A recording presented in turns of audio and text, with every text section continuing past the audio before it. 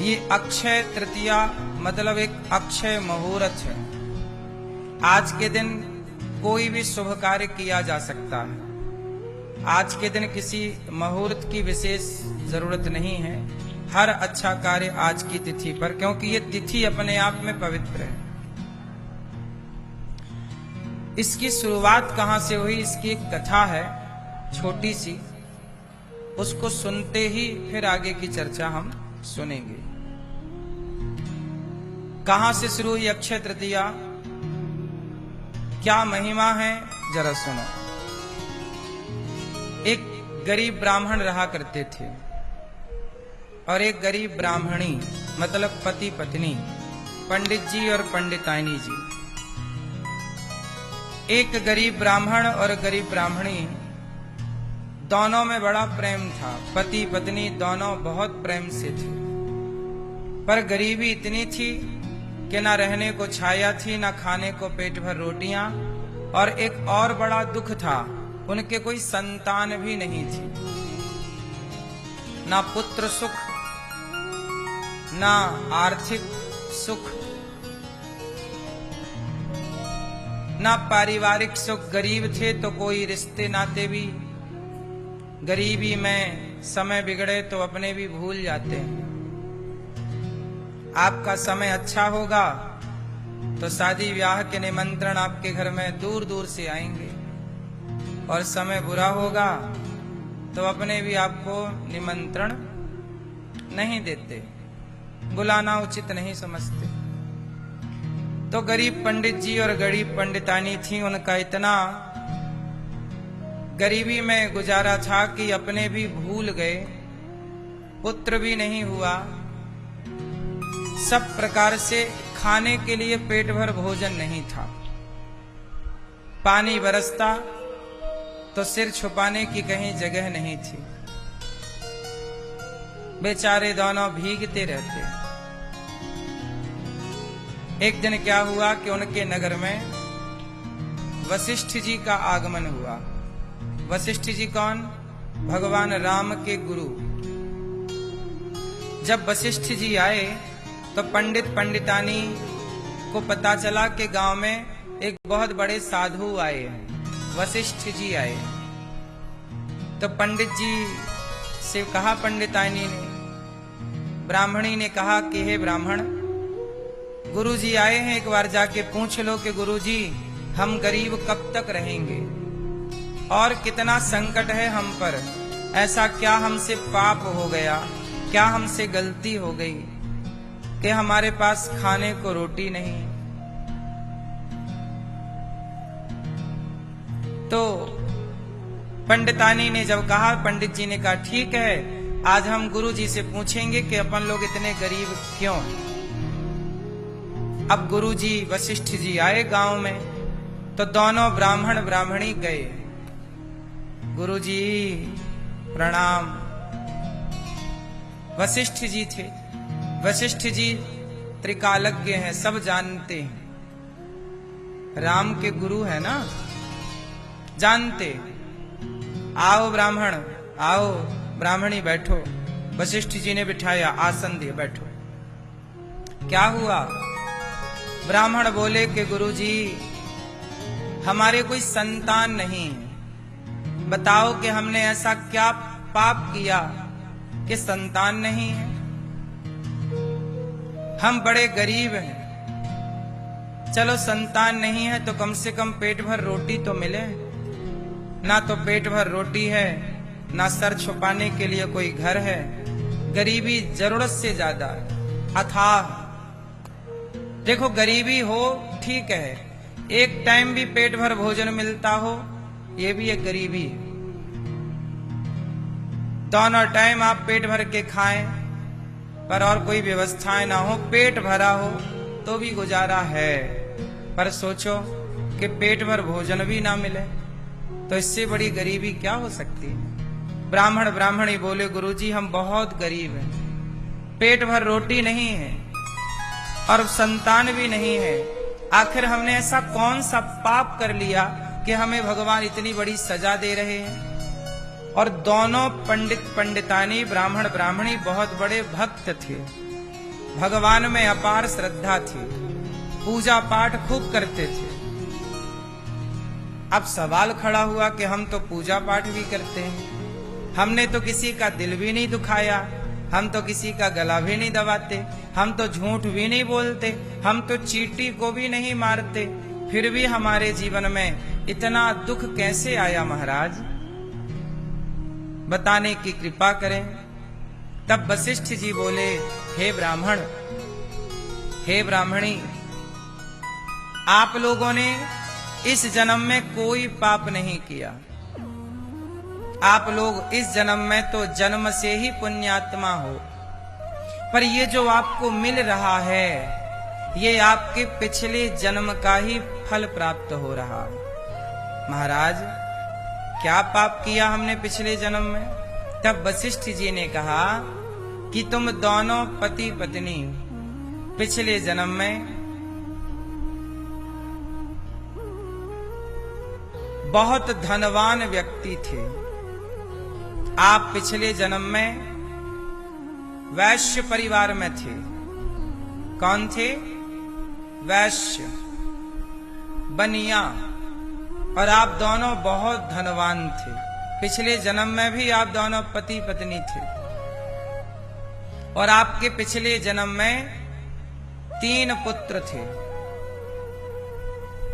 हे ब्राह्मण, आप पिछले जन्म में बहुत धनवान थे, परंतु आपने अपने धन से कभी किसी को भोजन नहीं कराया। तुम बड़े कृपण थे। कृपण मतलब कंजूस, बड़े कंजूस थे। कभी तुमने किसी को पेट भर भोजन नहीं कराया। यहां तक कि तुम्हारे जो 3 बेटे थे, तुमने अपने बेटों को पढ़ाया तक नहीं कि पढ़ाने में पैसा खर्च होगा। तुम्हें पैसे से इतना प्यार था कि तुमने अपने पुत्रों को पढ़ाया लिखाया नहीं, तो तुम्हारे 3 पुत्र नालायक हो गए, गलत काम करने लग गए, चोरी करने लग गए, गलत से गलत काम करने लग गए। जब तुमने पिछले जन्म में पैसे का सदुपयोग नहीं किया, पुत्रों को योग्य नहीं बनाया, तो ईश्वर की डायरी में ये नोट हो गया कि तुम्हें पुत्र दिए गए थे, पर तुमने पुत्रों को योग्य तो बनाया नहीं। किसी के काम ना तुम आए ना तुम्हारे पुत्र आए। तो ईश्वर ने कहा कि तुम्हें पुत्र नहीं दिया जाएगा अब, क्योंकि तुम्हें पुत्र दिए गए थे तो तुमने पुत्रों को काबिल बनाया ही नहीं। अब ये बात आप लोगों को समझनी है। जैसे आप लोगों के भी बेटे हैं, लेकिन आपने पैदा करके छोड़ दिया, आपने उन्हें लायक बनाया नहीं। तुम्हारे बेटे चोरी कर रहे हैं, बलात्कार कर रहे हैं, गलत काम कर रहे हैं, झूठ बोल रहे हैं, तो भगवान बोलेंगे कि भाई तुम्हें बेटा देने से फायदा क्या?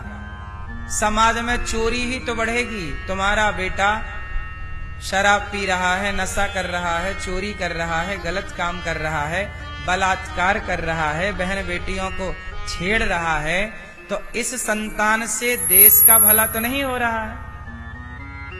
देश का भला तो उस संतान से होगा जो सही रास्ते पर चलकर मानव जाति की सेवा करे। तो भगवान ने कहा कि भाई अब तुम्हें पुत्र देने का कोई फायदा नहीं है। तुम्हें 3 पुत्र दिए गए थे, पर तुमने उन पुत्रों को योग्य बनाया ही नहीं। और रही बात धन की, तो हे ब्राह्मण, पिछले जन्म में आपने किसी भूखे को ना भोजन कराया, ना प्यासे को पानी पिलाया, इसलिए इस जन्म में तुम्हें अन्न के एक एक दाने को तरसना पड़ रहा है, इसलिए तुम गरीब हो।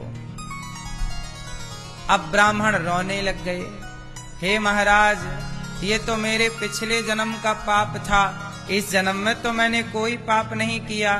तब कहा वशिष्ठ जी ने कि इस जन्म में आज तक तुमने कोई पाप नहीं किया, पर इस जन्म में जो तुमने भगवान की भक्ति करके पुण्य किया है, उस पुण्य का फल तुम्हें मिलेगा।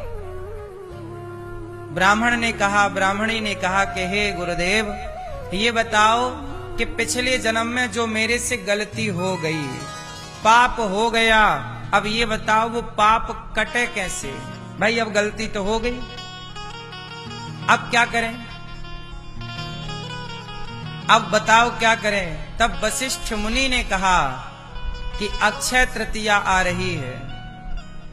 हे ब्राह्मण, हे ब्राह्मणी, इस अक्षय तृतीया में तुम किसी भूखे को भोजन कराना, किसी प्यासे को पानी पिलाना, और तुम ब्राह्मण पढ़े लिखे विद्वान हो तो किसी बच्चे को पढ़ाना लिखाना, उसे योग्य बनाना। इस अक्षय तृतीया को तुम किसी प्रकार का पुण्य करना, वह पुण्य अक्षय हो करके वह पिछले जन्म के तुम्हारे सारे पापों को काट देगा। इसलिए साल में एक बार जो अक्षय तृतीया आती है, यह अक्षय तृतीया क्या है कि पिछले जन्म में हमसे कोई पाप हो गया हो, इस जन्म में तो ठीक है, पिछले जन्म में भी कोई पाप हुआ हो, और अक्षय तृतीया के दिन यदि आपने कोई पुण्य का काम किया है तो उस पुण्य से वह पाप कट जाएगा, बीता हुआ पाप, किया हुआ पाप। इसलिए कहता हूं कि इस अक्षय तृतीया के पावन पर्व पर मुख्य रूप से किसी भूखे को भोजन कराना, किसी के लिए छाया का दान करना, यही मुख्य पुण्य के कार्य हैं। इसलिए आपसे निवेदन है कि गौरी गोपाल आश्रम में जो अखंड संतों की सेवा अन्न क्षेत्र की चल रही है, आज अक्षय तृतीया के पावन पर्व पर आप भी इन संतों को भोजन कराने का संकल्प लें कि आज आप भी संतों को अन्न दान करके अक्षय पुण्य को प्राप्त करेंगे। आप भी वृद्ध माओं का बेटा बेटी बनकर उनको रोटी देकर के अक्षय पुण्य की प्राप्ति करेंगे, आप भी अच्छे कार्य करेंगे। प्रिय भक्तों, वशिष्ठ मुनि के द्वारा ये सब कथा सुनाने पर ब्राह्मण ने अक्षय तृतीया के दिन उन्होंने जो भोजन अपने लिए रखा था, उन्होंने स्वयं न खाकर किसी और भूखे को भोजन कराया। उनके पास दान करने के लिए भी ज्यादा कुछ नहीं था, लेकिन उनकी थाली पर कुछ रोटियां तो थी नहीं। वो भीख मांग कर ले आते थे, ब्राह्मण थे, भिक्षा मांगते, जो मिल जाता। तो आज उन्होंने भोजन तैयार किया ब्राह्मणी ने। तो जब उन्होंने भोजन बनाया तो उन्होंने स्वयं ने नहीं खाया, आज अक्षय तृतीया है, किसी को खिलाऊं। तो उन्होंने द्वार पर किसी को ढूंढा तो कोई द्वार पर मिला नहीं। सुबह से दोपहर हो गई, शाम हो गई। ब्राह्मण ने सोचा कि आज बिना किसी को भोजन कराए मैं भोजन नहीं करूंगा। हे प्रभु, मेरे से कोई पाप हुआ हो तो क्षमा करें और कृपा करें। हे प्रभु, मेरे द्वार पर कोई अतिथि को भेज दें। देखिए, आपके द्वार पर कोई अतिथि आए, ये भी ईश्वर की कृपा है। आपके द्वार पर कोई भी अतिथि नहीं आता, मतलब ईश्वर आपसे प्रसन्न नहीं है। और आपके द्वार पर अतिथि आते हैं, मतलब ईश्वर आपसे बड़े प्रसन्न हैं। अतिथि आना और आपके द्वारा उनकी सेवा करना, क्या भक्ति क्या है? भक्ति क्या है?